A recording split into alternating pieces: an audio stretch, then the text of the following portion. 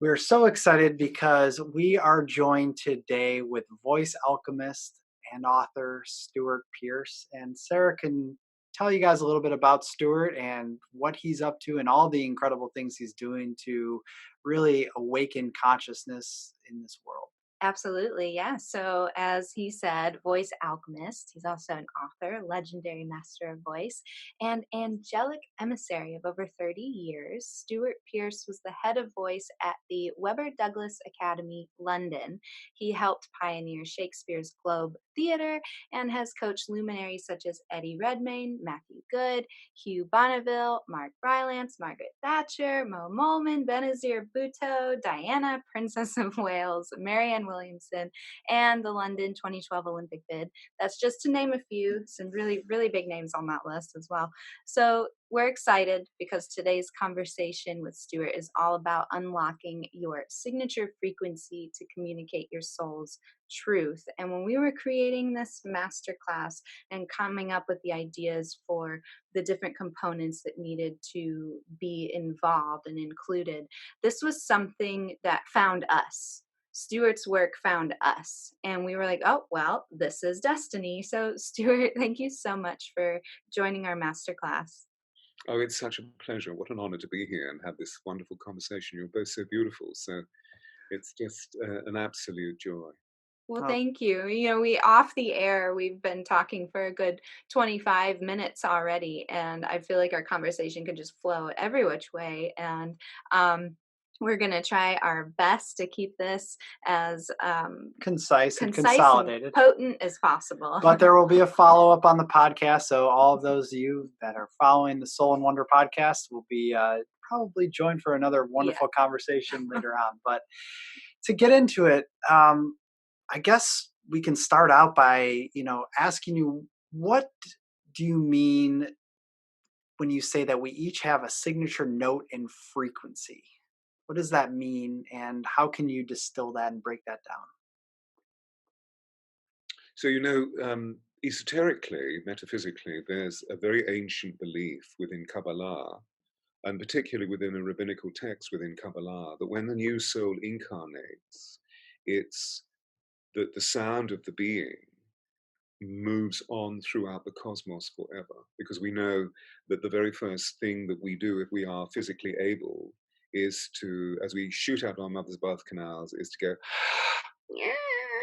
the great roar of life. And that sound goes off into the cosmos forever. Isn't that fascinating? So every single incarnation that we have is a song line somewhere within the cosmos. So maybe in future years, when our consciousness expands, and particularly as we move into fourth, fifth dimensionality, and we experience the unconditionality of love and the distortion of the space-time continuum, we don't seem to be so preoccupied with the heaviness of our bodies. Maybe we'll be able to, if we need to discover the story of a past life, to have revelation about our soul's content, the treasure chest of our soul, in that process, rather than going into deep hypnotherapy. I mean, that's a wonderful skill as well, but maybe. So, but to go directly to the answer of your question, you see, what's interesting is about we human beings is that we each have a note that is right at the center of our range. And that's what I mean by our signature note.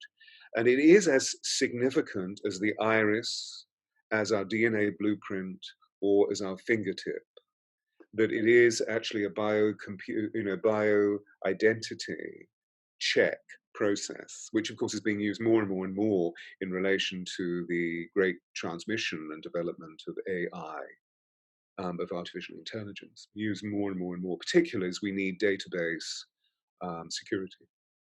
So, what's interesting, however, is that most of us don't sound that note. And one of the understandings of why we don't do this is because it seems that we've been educated and socialized and conditioned by a model of experience that is all about doing, doing, doing, doing, doing, doing, doing, rather than recognizing that we're human beings.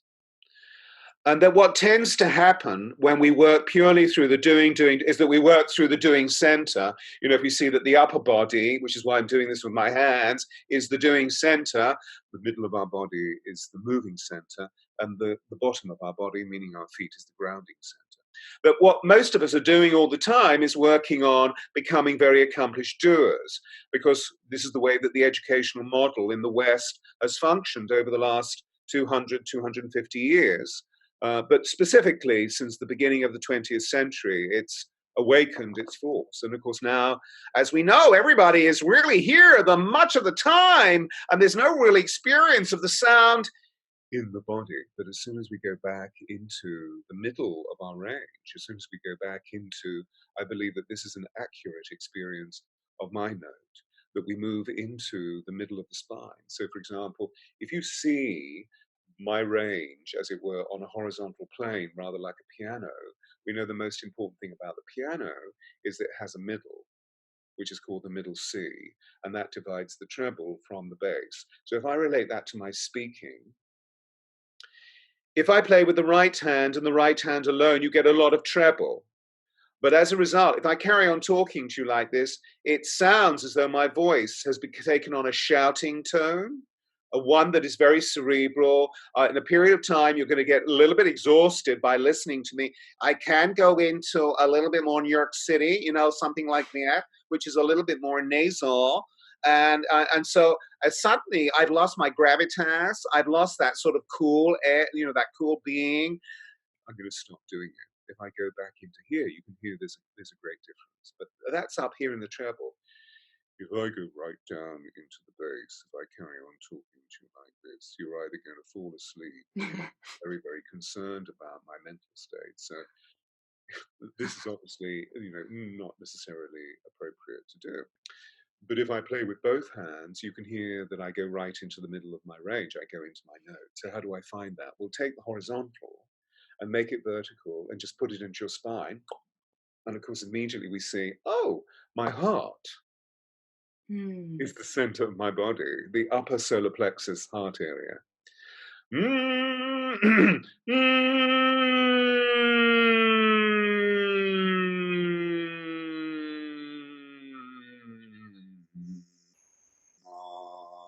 two, 1, 2. Hello, this is Stewart.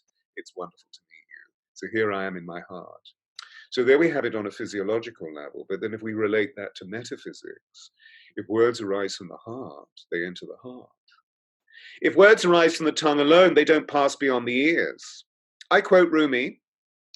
So if we go into the transmission of this energy, we literally form a new currency of vibration, where we move away from the cerebralization, which is mostly about the debate of opinions. We move into the experience of the soul, where we open up channels of force or frequencies of force vibrationally that create the morphogenetic field that allow us to look at one another and say, I know you, I see you.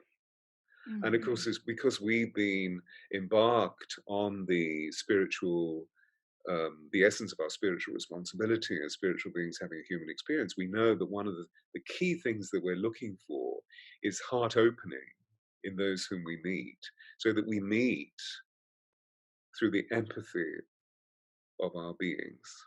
And therefore we share in a much richer way than if we're engaged in engaged in the cerebralization of the debate, which is purely and simply that we compete with one another about opinions.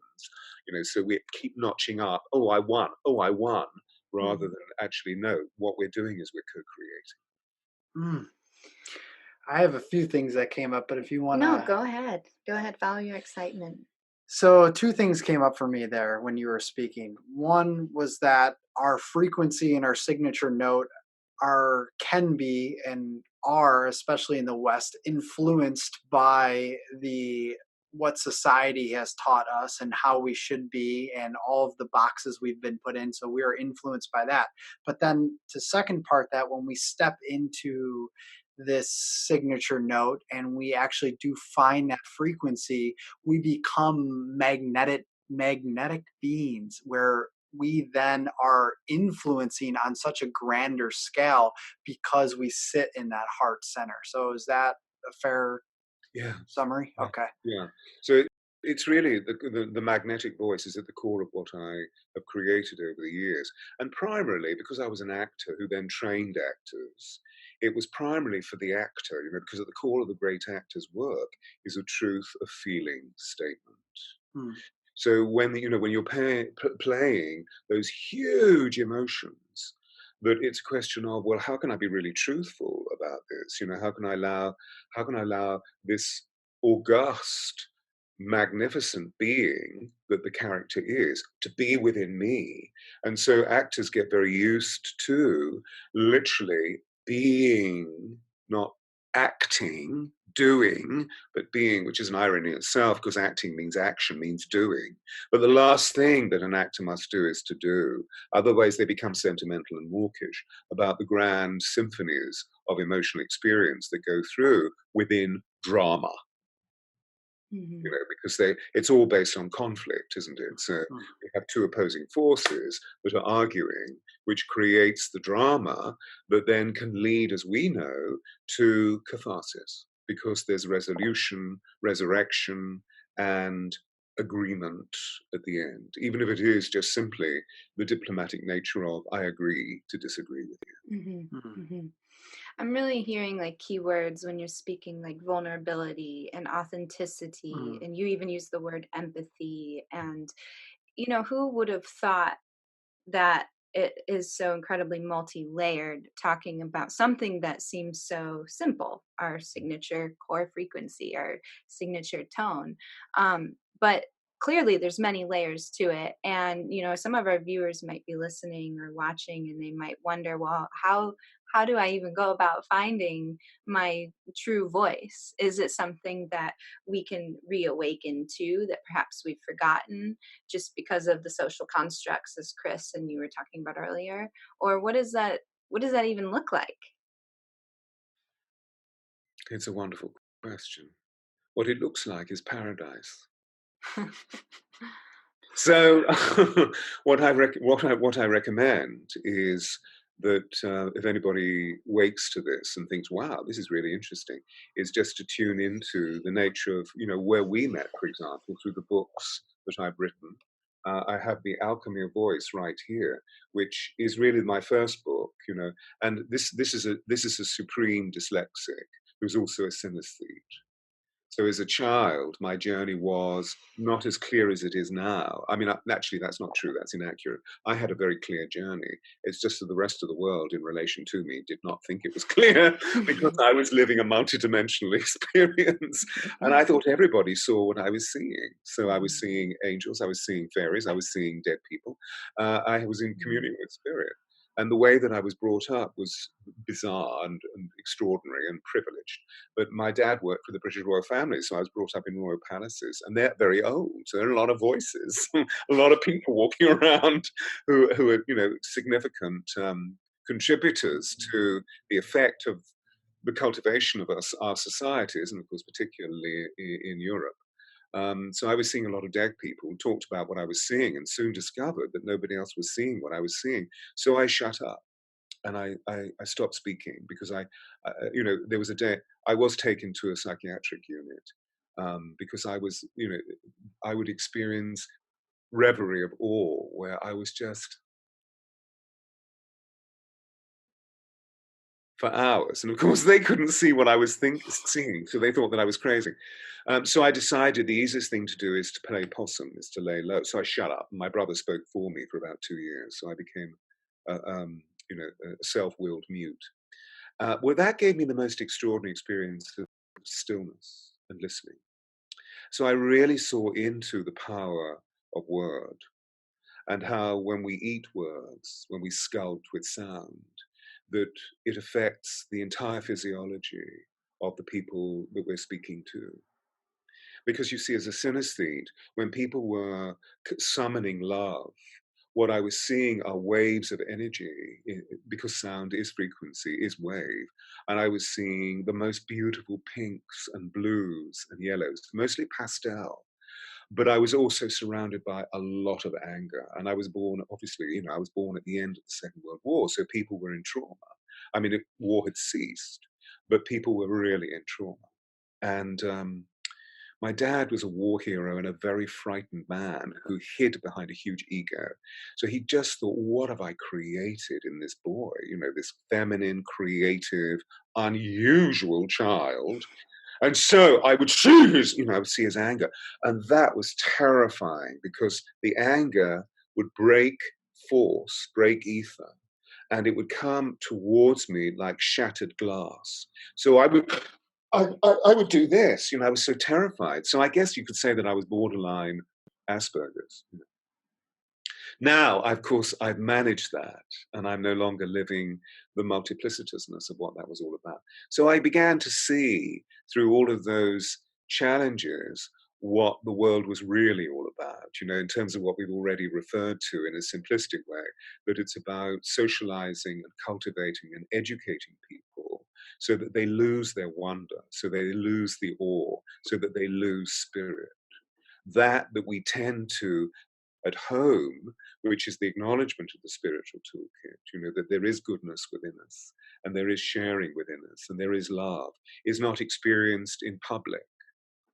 And so I guess that's what we're really doing something about, isn't it? So if I relate that all back to, as we mature and we find our note, what's extraordinary is that as soon as we find our note, we feel harmony within. So we feel calm, commanding, and conscious. We feel relaxed. We de-stress. The cortisol levels go down. And therefore we experience that amazing land of, the alpha land that we feel in meditation between sleeping and waking, which refreshes us and allows us to feel that we can dispatch love and care and kindness and compassion in the world so much more easily. So I go so far as to say is that when we find our note, we find internal harmony, and therefore we find our sovereignty. We find out who we truly are, Mm. rather than what they've made us be, because I was always being forced into boxes that were completely inappropriate for me. So it was useless at academia, could not read before 16. But what was redeeming is that people kept saying to me, because my voice broke very young, people kept saying to me, there's something about your voice. So, and everything else was so gloomy. I just went for that, which meant, joining the drama club at high school and people saying, you're an actor. And I thought, oh my God, another approbation. I'm going to go because I could see the light because they were in joy when they said, you're an actor, because they were impressed by something I did. I don't know. I was just playing. And so I became an actor. It was the easiest thing to do. And then, of course, we grow. And in my early 20s, I became much, much more conscious. My dad died when I was 22, and that was a huge rite of passage because suddenly the patriarchal restraint in my life had been released. Mm. He was just always so angry. And he was frightened, just didn't know what he was doing. Journey of suppression and oppression of your voice just to rediscover it Mm. on such a deep level and to bring that work into the world. It's just spirit works in miraculous ways because your story in that regard is profound. And so having had the experiences that you had to be able to bring these Mm. teachings to not only yourself but Nothing's a people mistake. around you, it's just, I don't know, I was really moved by that, so thank you for sharing that. That's my pleasure. My pleasure. Because for me, it's just a story. The Mhm. psychic wounds are now healed. And so I can tell the story with no connection, but it's an illustration that allows all of us to understand the essential antitheses of life. That we, as you were saying, we go into the dark demon places. We go into the long dark night of the soul purely because that's our karma. We go Mhm. in, and then suddenly the karmic resolution begins to appear, and we resurrect, and so we become amazing people. I feel that that's one of the reasons why Marianne gave us that extraordinary poem. Our deepest fear is that we are powerful beyond measure. So isn't it interesting, because we live the law of two, that we need to experience the disempowerment to experience the power. It's Mm. just that in many of our brothers and sisters, they lose that track, don't they? They use the pathway, and the ego becomes this camouflage where they mask the truth of their being until possibly desperation hits, or hopefully inspiration comes along, and then they shift. and we become truly open. So You when know, you came, yeah, sorry. I Oh, wanted to oh, oh. interrupt you really quickly there because, on that note, would you say that some of us may even be fearful of discovering our true tone and frequency? Oh, I mean, that's my experience with most people. Yeah, Mm. most the seminar, the corporate seminar that I was running yesterday was for ladies, because my big work is about how I assist the divine feminine to come forth. And that I love. And it's something that I've done in the corporate world for about 20 or 20, maybe 25 years, of remarkable women who are particularly in positions of power coming together. And the sum total of our discussion is when they say, the men don't listen to me.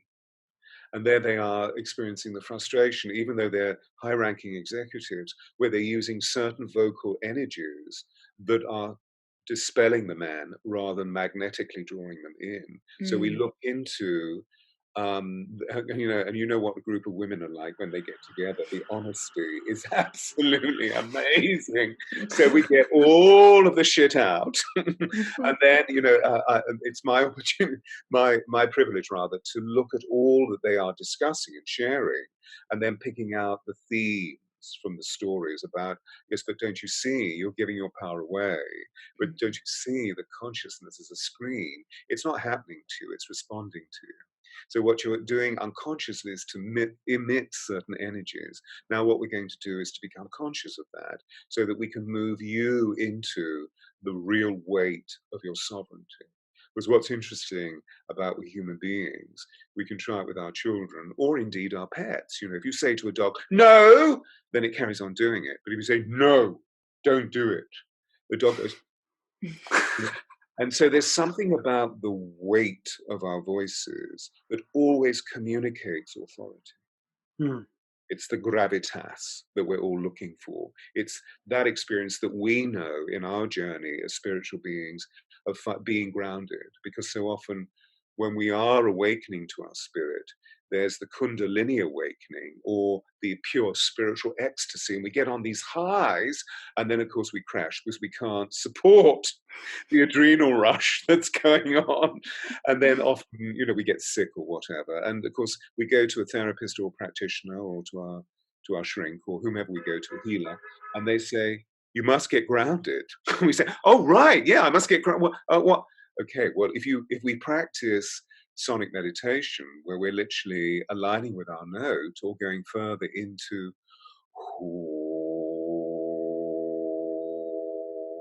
once or twice a day, that gets you grounded, I can assure you, because it's the sound of the earth within our beings. Wow. Man, there's just so many realizations that are popping up as you're speaking. And I guess in my mind and the way I'm seeing it is that it's almost bridging the gap between heaven and earth and finding that pure center, that centeredness, that balance within oneself. So they're then Mhm. emanating that Well, into the world. I'm sure you've probably heard of this before. I lived in Namibia on the west coast of Africa for some time, and there's a native tribe there that uh, ventures out when the woman is pregnant with her child. She ventures out to receive essentially spiritual wisdom of this child's note or song, and she teaches the rest of the tribe the song of this child, so that when the child is born, they all sing this signature song, so that the child will not forget its potential as what it is as a fragment of the consciousness that we all are a part of. And that's what this is reminding me of, is us reminding ourselves of Mm. that vast That potential. remembrance. Yes, Mhm, mhm. yes, yes. Isn't it interesting? So when we talk of indigenous peoples, I've worked like you, I've worked with or have the awareness of indigenous tribes around the world. So I was called to Native America and trained by a Native American shaman in Taos, New Mexico for 3 years. And he was the sound medicine man of the Tewa. This was extraordinary. And so he took me through rites of passage. Now, I mean, one of the first initiations that I went through with Beautiful Painted Arrow was that he took me into Kiva. So we were 13 feet below the surface of the mesa. And when he closed the trapdoor, it was pitch black. And then he started chanting, and the whole place lit up. Wow. So I went, what? You have to teach me that. And he said, I will. He never did. But what I said, well, what were you doing? And he said, well, we people, we remember the ancient ways. And so the pineal isn't as corroded by calcium as yours is. And therefore we know certain notes, certain harmonics will release a phytoluminescent chemical from the pineal. And that's what lit the room up. And of From course, me, internal experience. Like no, I mean, your internal experience is what lit the room in response to his frequency? and literally the frequency lights up the room. So the Mm. internalization On a of physical level. literally, I mean, literally it lit up. Wow. And then I suddenly went, of course, of course, of course. You know, all of that theorizing about how did the priest artists paint those tombs in the dead, in the Valley of the Dead in Egypt? And then I thought, of course, because I've been going into them for 50 years. You go deep into the bowel of the earth. You could have a candle. No, they chanted and lit the place up. Wow. And so when I go now, I hear the chants. You know, I tune in and I hear the holy ones. I call them the watchers. And so they reveal themselves. And so they've taught me the chants of how you can alter psychological and physiological state like that to heal everything that goes wrong with the body. What would be your suggestion to our viewers who almost might be feeling discouraged or even depressed that they may have felt they've strayed so far from their remembering of this core frequency? Well, what's interesting is that atavistically or intrinsically, instinctively, we know this. There's nothing unusual about what we're saying. It's just that you mentioned the word forgotten it. I call it unremembered. Mm. And now we're remembering, literally remembering. Because wherever I go in the world, and I've been doing this now for 30, consciously for 35 years.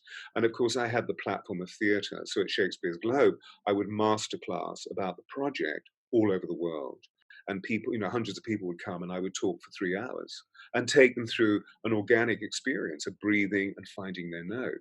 The Elizabethans believed this, you see. So before the advent of the Age of Enlightenment, there was a great belief that each person had a note. They called it persona, which Mm. we talk about in personality.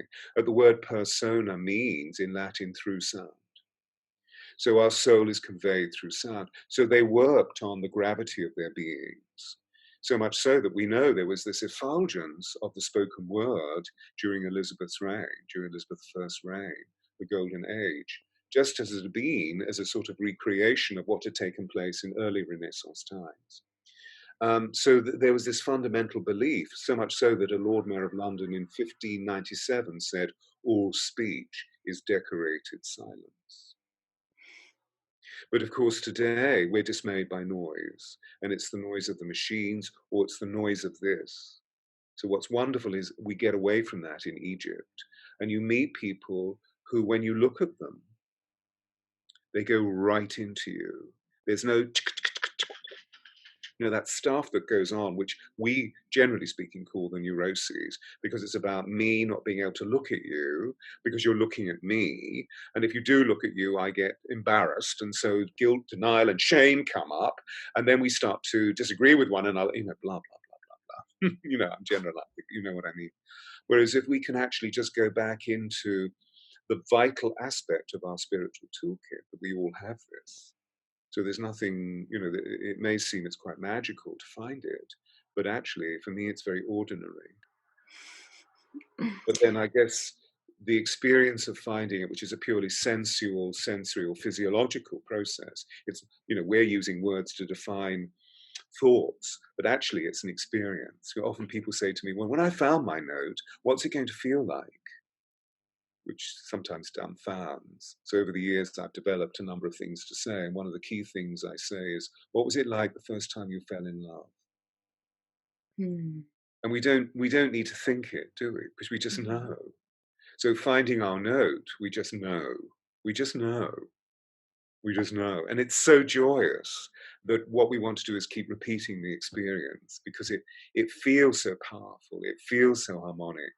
And of course, immediately we notice people around us listening to us in a way that they weren't listening before. It's Mhm. really intriguing. I love it when somebody who hasn't been in their note goes into their note in a context or formality like presentation, for example. And the whole of the room, we were doing it about 25 times yesterday. The whole of the room, the audience goes, "What did you just do?" In other words, there's something deep inside us that's triggered when we hear somebody in their note. And some people burst into tears, some of us laugh, some of us, "What? It's like hearing a child in its innocence, Mm. Mm. completely present, totally unself-conscious, just shamelessly being the beauty that they are. Which is why, we have this adage in theatre, never, ever act with animals or children, because they always upstage you. Why? Because they're always totally real. That They is never, so They're true. authentically them. they're just authentic, and then we mature ones with all our masks are running away from authenticity anyway, etc., etc. So yeah. That's beautiful. Wow. I'm deeply moved Mhm. by listening to this and now thinking to myself that and thinking the mind is going, but moving into this space and I can feel it within myself of what that feeling could be like. Mhm. Now, to break this down, and I don't know if it's we're able to do it simplistically at all, but if someone were to just kind of play with this a little bit, is there something they could do at home? Like you mentioned chanting before, maybe To chanting, ground. yeah, Yeah. the Yeah. signature frequency of the universe. Is that something that Mm, we can play with those Mhm. different frequencies of our voice till we start to, maybe come into our own or match that? yeah. Well, because as we know, we're slightly disconnected between thought and feeling, Hmm. that often we become over rationalized about Mhm. going into sophisticated things like, oh, perhaps I can find the sounds of the spheres, because Plato and Pythagoras could hear the sounds of the planets. Well, today we can hear the sounds of the planets. It's go on YouTube and just watch the sound of Jupiter, and you can hear it. It's very simple. But if we, apropos your question, if we can actually do something really, really simple, which is to find stillness, where we feel relaxed, where we switch off all the machines and just align the spine. So we can do this seated cross-legged or on the floor or in a chair. I'm sitting in a chair, so I can feel my spine really aligned, so I can feel the weight of my body as well as the alignment of the spine. And what I often do is to encourage people to imagine that there's a laser beam of light in their spine, which is the pranic cord, going all the way down through the base of the spine into the earth, into Mother Earth's womb, because then she secures us, because she's always there to hold us. We call it gravity, but it's her unconditional love. And then going all the way up. And I tend to often suggest imagining Venus because it's the nearest planet to ours, which is the sister of love, of course. So we're underpinned by love and overlit by love. And then all we need to do is to breathe as fully and as freely as possible. And by this, I mean to breathe wide and then deep, not just pumping the air into our stomachs. There's a lot of information about taking the air just into your belly. There's nothing wrong with that. It's slightly inaccurate because we're creatures that are binary. So there's a widening and a deepening, not just a deepening. And then going back to what you were sharing with us earlier, darling, it's the fact that we have the axis mundi, the verticality and the horizontality balanced, which the ancients called the axis mundi and the anima mundi. And then all we need to do is this.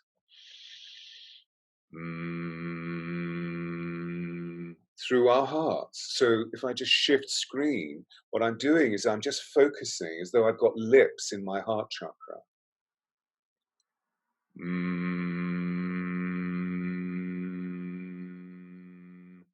And if we do that 7 times, we're like a cat purring.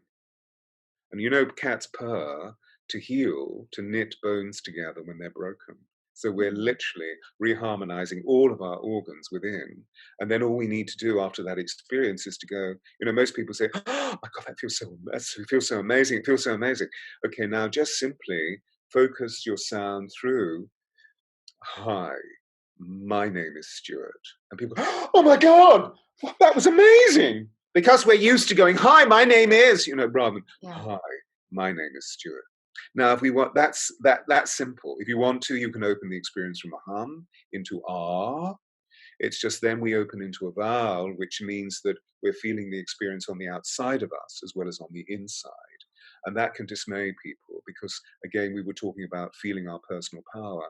And suddenly we realized how amazing that is, but how effortless it is. Mm. So we move against the conspiracy of there is no gain without pain. That's a conspiracy.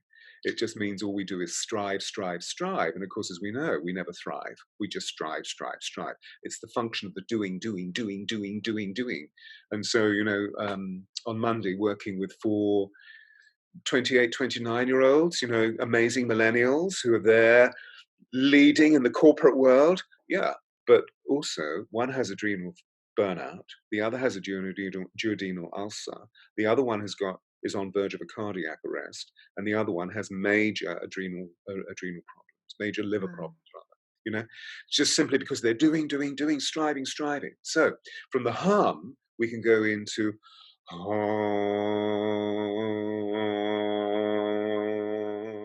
or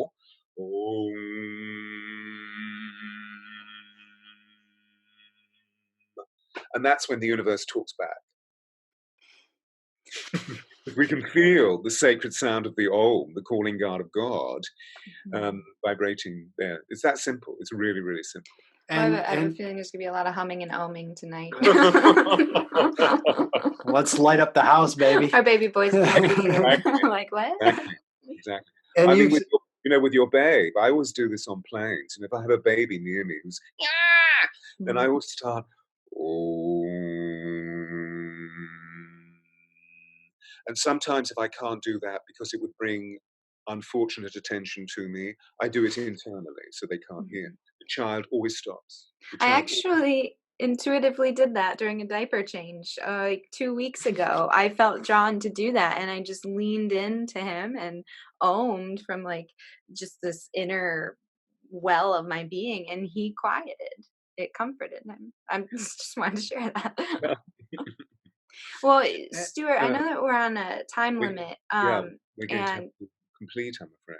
I wanted to, if you have some work coming out in 2020, do you have a few minutes to briefly explain what the future holds for your work of the Voice of Change, Yeah, Magnetic Voice?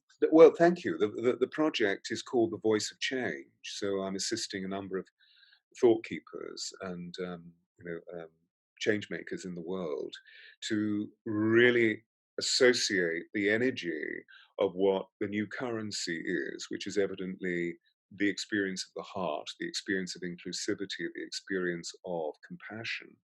And of course, these are all heart emanations rather than thought emanations. And so I'm introducing them to the nature of what we're sharing as the magnetic voice, which is the voice of change. And very specifically, the book that I'm bringing out in January that we're referring to is called Diana, the Voice of Change. And it's about Princess Diana. It's about Diana, Princess of Wales, because I had the immense honor and fortune and absolute pleasure of working with her during the last 2 years of her life, because we didn't know it was the last 2 years of her life, but then it happened. And so the book is really answering the unanswerable and questioning the unquestionable about who was she and what was the journey that we went through, because we had a completely confidential relationship, which she absolutely honored. I never went to Kensington Palace. She always came to me. And it was a time when she was beginning to really cultivate the radiance of her beauty, which was love, love, love, love, love, love. She was such fun to be with. And of course, we saw it on the world stage because she was the most photographed woman in recorded history. Wow. And then, of course, when unfortunately she passed, the world wept. 3.9 billion people watched during the funeral process, et cetera, et cetera. So I write about the archetypal significance of what that was all about. But then all of the major exercises that we went through to find her voice, which became the voice of change, because as soon as she channeled it, she not only changed the apparatus, the modus operandi within the royal family, but she also changed the way that women were feeling about themselves in the world, because when she died, we all wept. Our hearts opened, the biggest outpouring of grief that the world has ever seen in recorded history. Wow. So the book is about that, but I feel that she's still with us. So there's also the element of I want the book to heal. She wants us to heal the psychic wound of her departure and realize that she's still with us in spirit as an angel of vast luminosity. And there are other thoughts in association with that. So it will be a big project that I'm going to open called the Diana Heart Path, which hopefully will be global, and people will come together in communion through love and joy and examine how can we become the greatest vision of ourselves. Mm. Absolutely Just like incredible. Diana, to become the shining one that she was, that radiance that she had, Mhm. which was just outstanding. And so thank you so much for bringing me into your fold. It's beautiful meeting you. You're such wonderful, wonderful people. And I'd love us to have another conversation. That would be very, We're very going to make it lovely. happen, and I'm just so grateful that you're sharing all of the gifts that you're sharing with the world and coming Mhm. on to this information is so important right now as we go through this shift and these changes on earth, and that if we are to step into our signature note and frequency, what this world could be like. So Mhm. thank you so much, Stuart. It's my And pleasure. And of course, I realized we haven't talked about the angels. And I mean, the angels are because the angels gave, 33 years ago, brought crystallization of all of this forward and asked me to open up the Temple of Sound Healing called the Alchemy of Voice, which I did very successfully for 15 years in Europe. And now I'm spreading around the world. But it's sort of, things grow, don't they? We sort of reform ourselves like Madonna, we reshape ourselves because people, we have that curiosity about our appetites creatively. But we can talk about that some other time. But I was just Yes. thinking, if people want to find more about what we're talking mm, about, they just need to go to theangelsofatlantis.com because that's really where all of this is held. If they go to stewartpearce.com, they're going to be dismayed because it's very corporate. Um, perfect. I put everything under one umbrella 5 years ago, and then I discovered that I was losing so many clients in the public Mhm. world, the public sector, because they were saying, "What is this thing about angels?" And we thought you were like a presentation coach. So I thought, oh shit. Okay, so I have to honor duplicity or rather duality. So Mhm. I created stewartpearce.com corporate and the Angels of Atlantis over there. And of course, as the book comes out at the end of January, there will be dianathevoiceofchange.com as well.